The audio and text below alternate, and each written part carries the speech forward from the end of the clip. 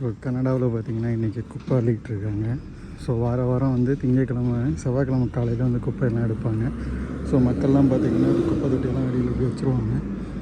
So திங்கட்கிழமை செவ்வாய்க்கிழமை வந்து எடுத்துகிட்டு வாங்க. இப்போ செவ்வாய்க்கிழமை பப்ளிக் ஹாலிடேஸாக இருந்துச்சுன்னா புதன்கிழமை வந்து எடுப்பாங்க.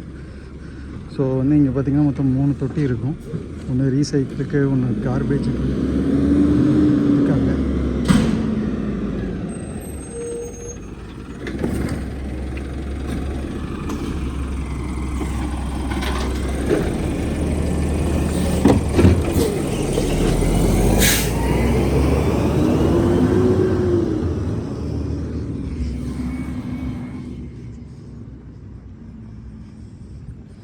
ஸோ பார்த்திங்கன்னா ஒரு ரவுண்டு போயிட்டு வருவாங்க அந்த மாதிரி. ஸோ ஒவ்வொரு ஏரியாவுக்கும் இந்த மாதிரி போய் எடுத்துகிட்டு வருவாங்க. இன்றைக்கி வந்து பார்த்திங்கன்னா கார்பேஜும் ஆர்கானிக்ஸும்.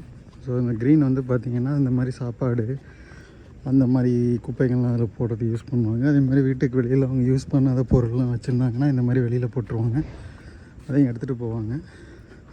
சில வீட்டில் பார்த்திங்கன்னா இந்த மாதிரி வெளியில் சில ஐட்டங்கள்லாம் போட்டு வச்சுருப்பாங்க.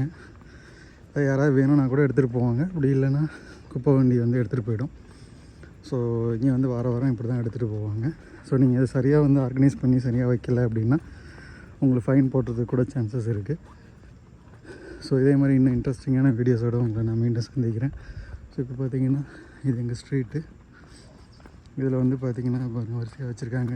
தூரமாக அங்கே ஒரு வீட்டில் கூட பார்த்திங்கன்னா அந்த லேம்ப் போஸ்ட்டு கீழே பெட்டு வச்சுருக்காங்க. ஸோ சில பேர் வந்து பார்த்திங்கன்னா பெட்டு வேணும்னு நினைக்கிறவங்க அதை எடுத்துகிட்டு போவாங்க. அப்படி இல்லைனா இந்த மாதிரி குப்பை வண்டியில் எடுத்துகிட்டு போய்ட்டு அவங்க ரீசைக்கிள் பண்ணிவிடுவாங்க. ஸோ நீங்கள் வரிசையாக பார்க்கலாம். ஸோ இந்த வாரம் கார்பேஜ் எடுத்தாங்கன்னா அடுத்த வாரம் வந்து ரீசைக்கிள் பின் எடுப்பாங்க. ஸோ அதற்கு குப்பை தொட்டியோட மூடி வந்து பார்த்திங்கன்னா ப்ளூ கலராக இருக்கும். ஸோ இந்த மாதிரி நிறைய இன்ட்ரெஸ்டிங்கான விஷயத்தோடு உங்களை மீண்டும் சந்திக்கிறேன். நன்றி, வணக்கம்.